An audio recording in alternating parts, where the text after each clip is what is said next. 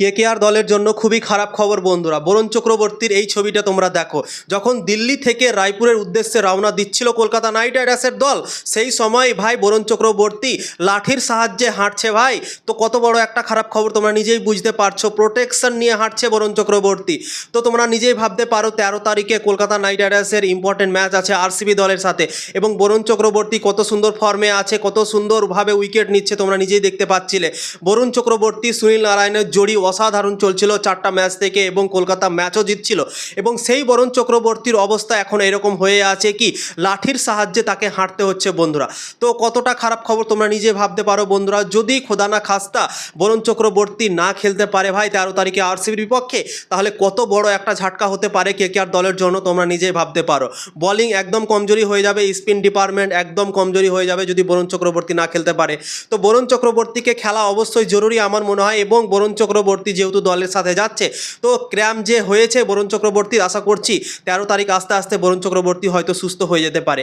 আমরা দেখেছিলাম হায়দ্রাবাদের বিরুদ্ধে তাকে চোট লেগেছিল বন্ধুরা, এবং হায়দ্রাবাদের বিরুদ্ধে যখন 4 ওভার কমপ্লিট করলো তারপর সে বাইরে চলে গিয়েছিল, এবং দিল্লির বিরুদ্ধে যে ম্যাচটা হয়েছিল সেই ম্যাচটাতেও বরুণ চক্রবর্তী কিন্তু খেলেছিল বন্ধুরা, চোট নিয়েও খেলেছিল।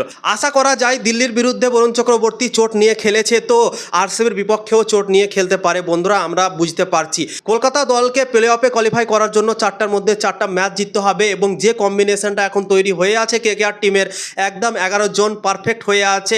11 জনের মধ্যে যে কেউ এসে পারফরমেন্স করে দিচ্ছে, কলকাতা ম্যাচ জিতে নিচ্ছে। এবং এই কম্বিনেশনটা যদি ভেঙে যায়, একটা বলার যদি ধরো না খেলে, বরুণ চক্রবর্তী যদি ধরো চোটের জন্য না খেলতে পায়, তাহলে কিন্তু কম্বিনেশন ভেঙে যাবে, এবং কলকাতা দলকে চেঞ্জেস করতে হবে, পরিবর্তন করতে হবে প্লেয়ার। তো তোমরা নিজেই ভাবতে পারো কম্বিনেশন ভাঙলে কত বড় সমস্যায় পড়বে কলকাতা। তো বরুণ চক্রবর্তীর খেলা অবশ্যই জরুরি, এবং বরুণ চক্রবর্তীর ফর্ম যেভাবে চলছিল 2-3টা করে ম্যাচ প্রত্যেক ম্যাচে সে বার করছে এখন, এবং সেই বরুণ চক্রবর্তী যদি চোটের জন্য না খেলতে পারে, তাহলে ভাই আরসিবির বিরুদ্ধে অনেক বড় একটা ঝাটকা হবে। কারণ আরসিবি ছোটো মোটো দল না, অনেক শক্তিশালী দল।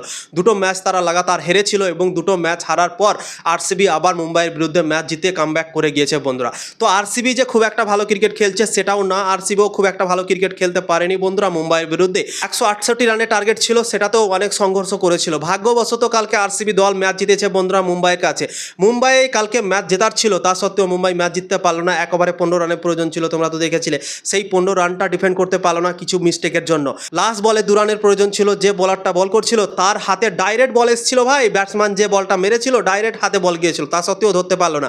যদি ধরে নিত 1 রানও হতো না, এবং মুম্বাই ইন্ডিয়ান্স ম্যাচ জিতে যেত, আরসিবি ম্যাচ হেরে যেত বন্ধুরা। তো ভাগ্যও চলেছে আরসিবি দলের সাথে মুম্বাই ইন্ডিয়ান্সের বিরুদ্ধে। তো আরসিবিও খুব একটা ভালো ক্রিকেট খেলেনি 3-4টা ম্যাচ থেকে। তো কলকাতা যেভাবে ফর্মে ক্রিকেট খেলেছে, তো আশা করছি কলকাতা নাইট রাইডার্স ভালো পারফরমেন্স করে আরসিবিকে হারাতে পারে বন্ধুরা।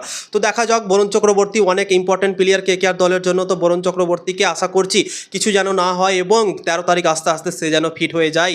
আশা করছি খেলে, সেটাই আমরা ভরসা রাখবো বন্ধুরা। তো দেখা যাক কি হয়, খেলতে পারছে কি পারছে না।